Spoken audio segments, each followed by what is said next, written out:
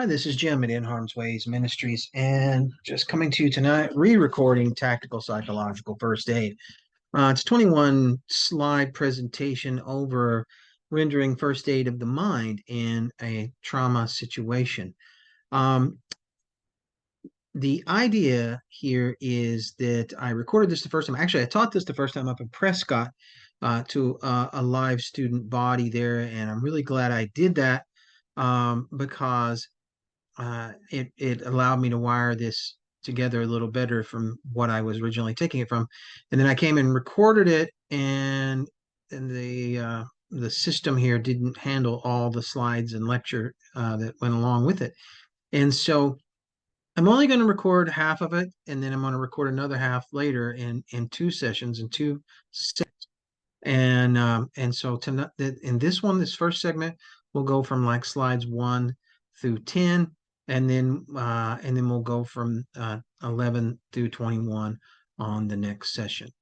All right, so let's move on in this particular one. Tactical psychological first aid. We're going to talk about assessing the situation, assisting in a timely way, following up with resources. So assessing, assisting, and following up. You know, this wouldn't be tactical at all if we didn't have some kind of acronym going on right there. Assessing, assisting, and following up. And that picture you see right there is of the Robb Elementary School from last year when my team responded out to that shooting incident and mass shooting, actually, horribly tragic. And so some of these pictures you'll see in here I've actually taken, some of them I haven't, but those two I did.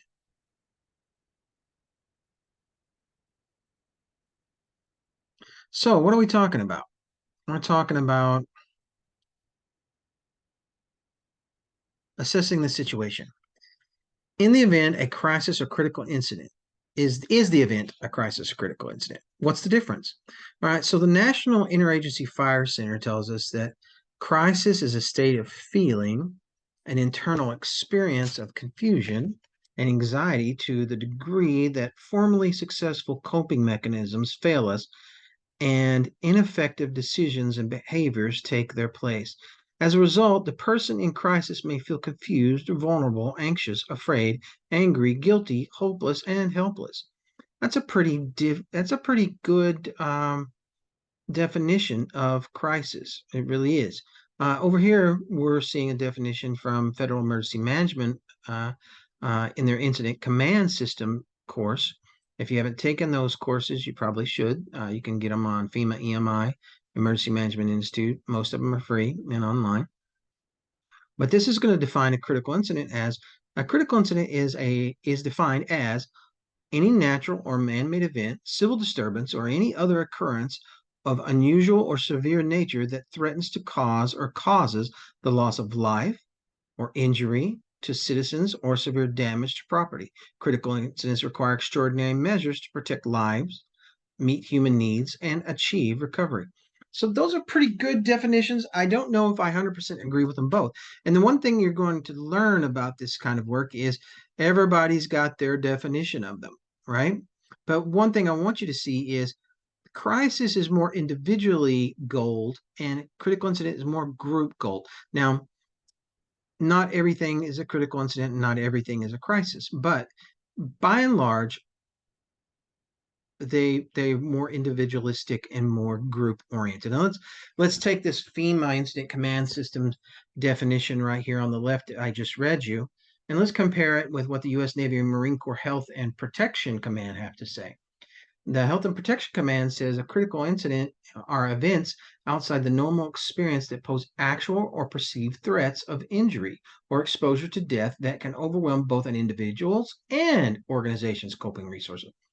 Now, I like that a little better, and you'll see that I actually highlighted that definition, actual or perceived. Now, actual or perceived is talking about what's called the iceberg principle. Okay, iceberg principle is basically the majority of traumatic casualties that happen in any given incident are above the waterline of the incident. Okay, so like my head's the waterline, right? So right there are above the waterline. and we see it's easy for us to see them because those the bleeding, the walking wounded, the physically injured. Okay, now below the waterline, where the rest of the iceberg is the larger body of casualties, and a great majority of those are psychological in nature. And as we get these on top of the iceberg taken care of, all right, these other ones from below start popping up. All right, and so by and large, perception is also very, very powerful in a critical incident. Okay, that's why terrorism works so well, because terrorists can do uh, a smaller scale attack, yet influence a larger body of people, and so it has its fingers spreading far and wide, right? And so actual and perceived. All right, and so it also says here individual and organizational coping resources. And so there are different techniques you use in dealing with someone, an individual with psychological first aid, as versus an organization in a critical incident to help both the organization and the person return to a commodity of normal functioning, right? And those may be different things. What we're talking about in this class is the individual. Okay. So that's kind of what I'm ranting about here. This class is about the individual, not necessarily the group. Okay. Different class for group. Okay. In assessing the situation, one-on-one crisis intervention for psychological first aid. We want to think about safety, needs, communicating, supporting, and offering resources. So over there on the left side, safety, assuring that the person is now in a safe and secure situation. Needs, meeting those immediate needs. What are immediate needs? Food, water, shelter, not getting shot at right now, that kind of thing. Those kind of immediate needs are important. Communicating medical needs, meeting sure their medical needs. One of the problems that those of us in the psychological world tend to have is we run out to people in these situations and try to speak to them and try to and they actually have physical medical needs that need to be met, and we're jumping the gun anymore. There's too many psychological helpers showing up and not enough physical helpers sometimes. And so a lot of these people need their physical needs met long before we ever really need to start talking to them, right? And so, uh, pardon me, I have a cough drop in. Uh, Communicating, not just speaking to them, but listening to what they have to say and assessing their reaction. Okay, we're going to talk about good communication skills in this class, okay, probably in the second half. Supporting, acknowledging their experience and ensuring that they are not walking through it alone. That's very important. That's very validating to use kind of a psychobabble term, validating.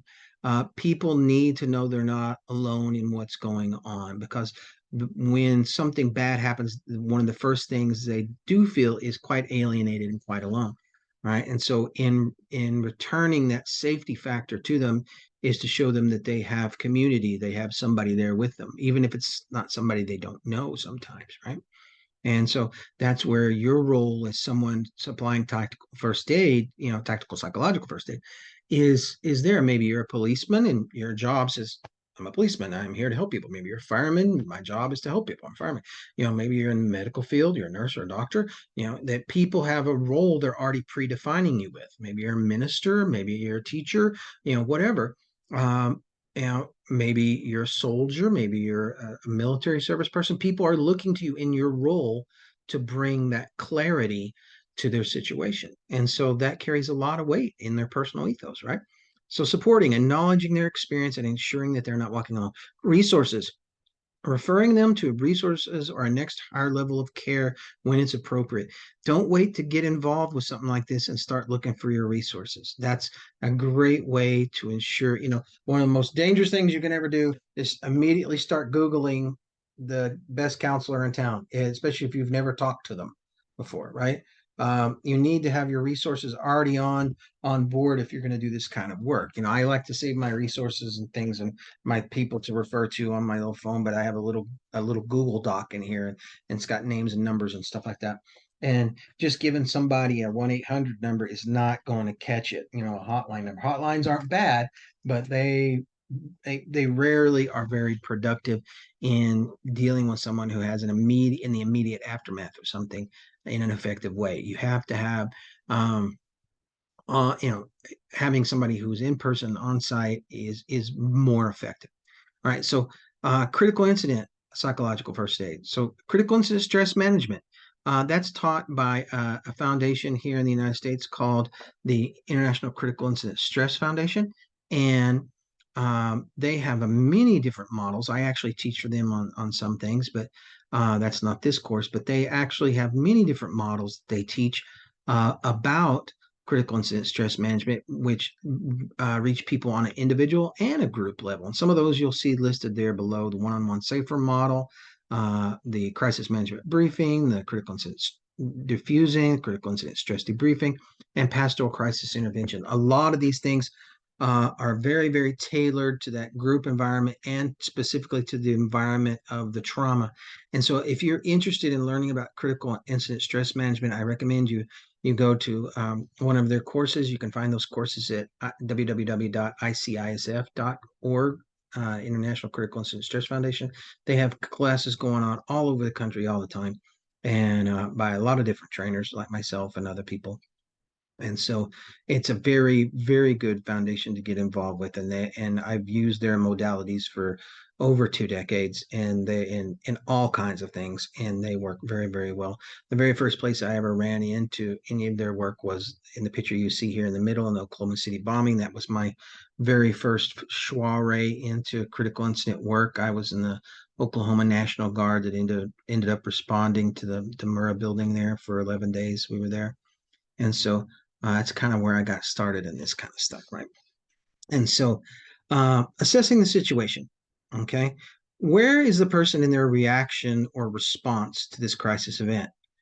Are they in the initial reaction phase, like immediate to 6 hours afterwards? Are they in the action phase, immediate to 48 hours during a protracted event?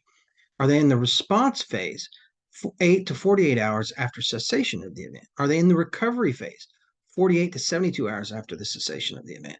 Are they in the adjustment phase, 72 hours and further from the cessation of the event? Now, when I say the cessation of the event, what I'm trying to say is their physical duty commitment to the event or their participation in the physical event, not necessarily what's going on up here in their heart or in their reactions, but their active participation in whatever had just happened, right? Is the cessation of the event, then when that's over, all right? And so a nice little an acronym for that is IARA. That sounds like something you might retire on, right? IARA, IARA. Initial reaction, action phase, response phase, recovery phase, adjustment phase. And moving on to slide 7. So there was a really good book that came out a couple of years ago called Left of Bang, and it was talking about preparation and situational awareness before an incident happened. That was more like in detecting terroristic and criminal behavior and things like that, and it was eventually applied into like the self-defense and prepping world. But right of bang is actually when the incident has already happened and afterwards. And so in our little slide right here in assessing the situation, bang is whatever the incident is, whether it be a crisis incident or a critical incident or whatever, the bang portion. Okay, so bang right there, and now we're going right from it. So that's where the blue arrows right here. And these little slides are going to get real busy on you, and I apologize for that, but just stick with me. Okay. All right. So in the green thing, you'll see the green bar below, you'll see the IRA acronym: and initial action phase, the action phase, um, the response phase, and the recovery phase, and the adjustment phase, and the time limits. And those time limits aren't like 100% locked in concrete. It really is dependent on a couple of things: the person reacting and the severity of the event. All right. So really, primarily the person reacting. We like to define events by the construct of the event many times, but really a person's reaction is based not only on the construct of the event but on their personal history too.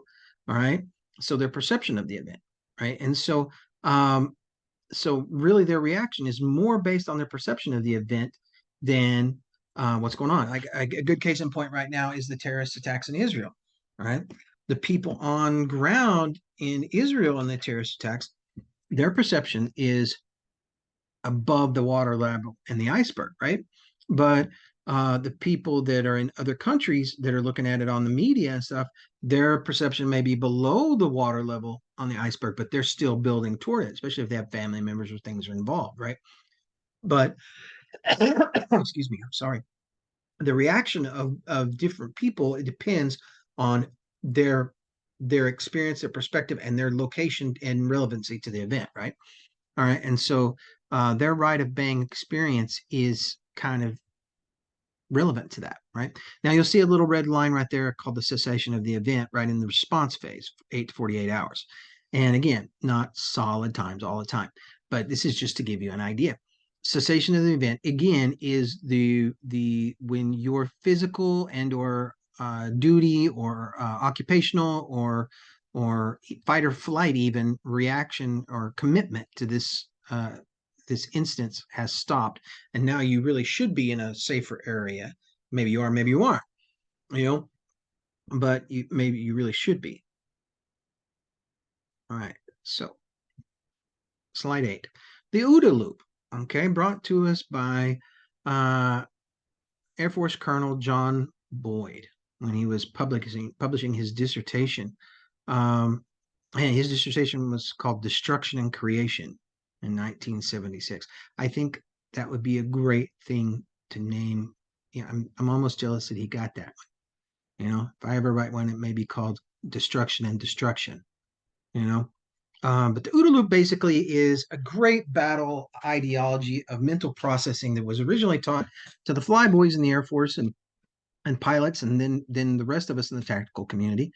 And it's a great idea for how people process things and training and then fight or flight and all the things that have to do with it, right? And so the first O, it's an acronym, of course, OODA. The first O is for observe. So you observe whatever's going on, all right, and it comes into your observation through your five senses: sight, sound, taste, smell, touch, right? And so um, it comes into your five senses, and then you have to orient to it. So I observe this and I'm oriented to it. What is happening in relation to me, my safety, somebody else's safety? What am I committed to do about it? Am I committed to fight? Am I committed to flee? Am I committed to, what am I committed to here? All right, so you're orienting to what's going on. Okay, now you're going to decide. Now, part of that orienting and part of that decision making, you'll see I've put a little file cabinet down there. And that file cabinet is kind of your training and experience. And so once you've decided that you need to act, you're going to reach into that file cabinet in the side of your brain here, and whether it be the frontal lobe or someplace in storage in your brain, or more likely the hippocampus where you're reacting, where fight or flight kind of kicks around in the amygdala, and you're going to decide, hey, I have a certain set of training that says I should respond to this, or I don't. Okay. So if I don't have this certain set of training that says I should respond to this, maybe I'm going to have to just play this by ear. All right. So that's what's people are going to decide. So I observe, I orient, I decide, I act. Do I have something in my training, in my experience that helps me act on this? Right. Yes, I do. So I took CPR training and the person's having a heart attack. So start CPR, call 911. Okay. Boom. All right. Maybe I don't have anything in my training and my experience that deal with this. So I'm just going to play this as best I can. Or worse, all right, you observe, you orient, and you're trying to decide, you don't have anything in your training experience in your file cabinet. And so you go back to observe, and you go back to orient, and you try to decide. And then you go back to observe, you go back to orient, and that you still don't have anything. So you try to decide. And then that's how people get stuck and freeze, is they get stuck in the loop because they don't have anything in training in their file cabinet that lets them decide, right? Partially. And so you see that I've posted the OODA loop over on the hippocampus of the brain and the amygdala area right there, because that's where a lot of that is happening in trauma time for people. Okay. And that's the amygdala is where a lot of that fight, flight, or freeze response tends to happen. It's also called by older psychologists like the reptilian brain, the little brain. It's kind of like a voltage regulator on a car. It's gonna take over and run everything for you. And that's the way the good Lord designed it. Right. Um, and so now I'm going to take the OODA loop and the little brains right here, and I'm going to put them in our schematic and make this schematic a little bit busier. And it's going to be a busy schematic before we're through. I'm sorry, but as you see, a person's trying to decide in their brain, and where their decision making is happening is also relevant to the time period in which they're reacting or responding. All right. So that OODA loop is changing, right? But it's also changing in relevance to how far away they are from the actual bang of the event and or the cessation of the event. Okay. During the first period here, during initial action and action phase, majority of people's reactions and actions are physically based, right? Sight, sound, taste, smell, touch. Okay, those 5, get those down. Also, we're going to add the sense of time. So the sixth sense is not just being clairvoyant or something, like you see on TV or something. The sixth sense is the sense of time. You ever have time kind of feel like it slows down? Maybe you're in a car wreck or something and you saw the car about to hit you, so it goes into slow-mo. I think I can pull this out of here. Oop, oop. Oh, I couldn't. No. Well, what happens is your sense of time and your perception gets a little bit distorted, hence the name perceptual distortion, right? People who are in shooting incidents, they'll draw out and punch out on the target, and what'll happen is their visual perception will go whoop, right on into that front sight. Hopefully, they have a good firearms instructor, and then all of a sudden it'll get rid of it. Well, what happens to their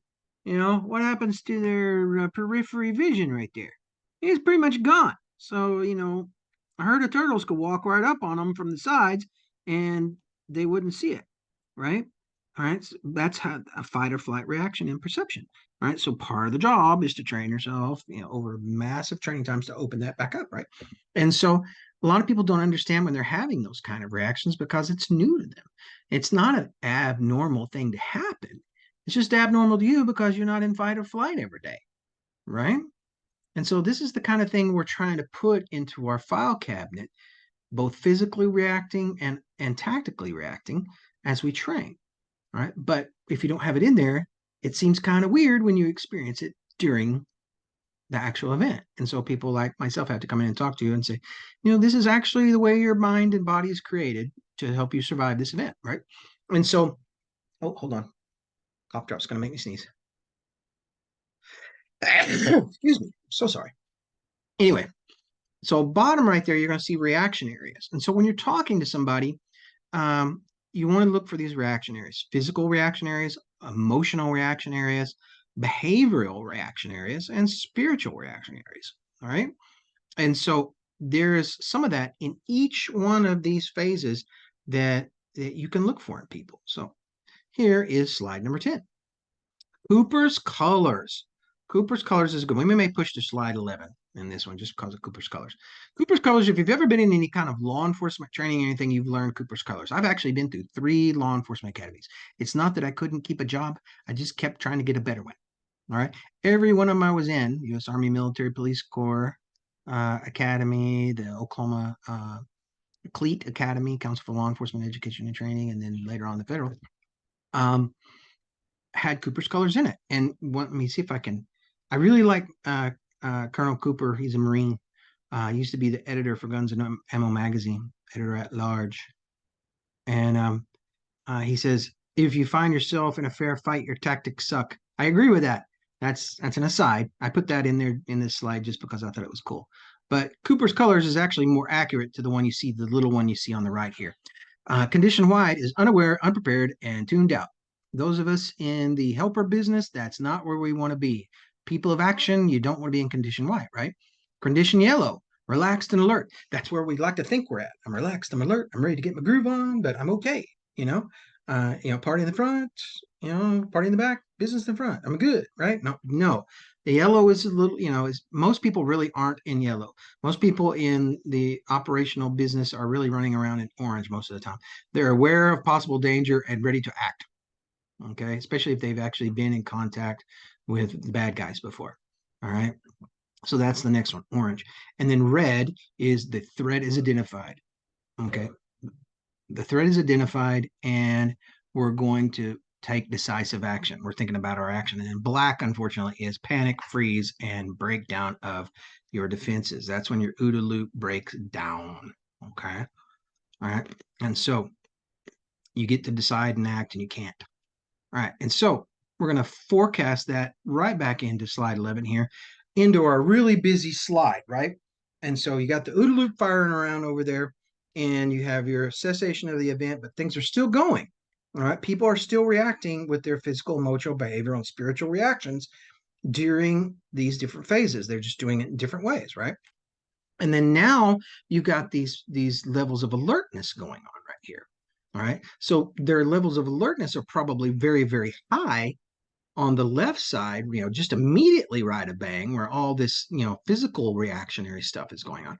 But over here on after cessation of the event, you would think that it would be the natural human mode to kind of ease back down from like condition red to like, eventually getting into yellow or white, right? But that isn't always so. Sometimes people need some assistance in getting back into those earlier conditions, those earlier positions. And that's what psychological first aid is all about, helping people get back into those positions, right? So they're not walking around condition red all the time and stressed out and anxious. People who were still like condition red like 6 and 7 months after their event has happened, guess what? They're contracting post-traumatic stress problems, right? And I mean, they're looking at some serious psychological issues, probably. If they're still that stressed out, right? And they're still that reactionary. Uh, and so, part of good psychological first aid is helping people learn to de-escalate from these different areas of awareness after the cessation of the event. And the big part of that is helping them feel safe about what is going on with them right now. All right. There's slide 12. We've finished assessing the situation. Our next slides are going to be assisting in a timing way and following up with the resources, but I'm going to let you go for now because I don't want to tax the whiteboard out too much and bounce too many neurons in this computer and won't download like it did the first time, right? I taught the whole course the first time and it didn't go very far. So I'm going to see you in part 2. I hope you're liking part 1, and we will talk about what to do with people, and we'll pick back up on slide number 12. Thanks for coming, and I'll see you soon.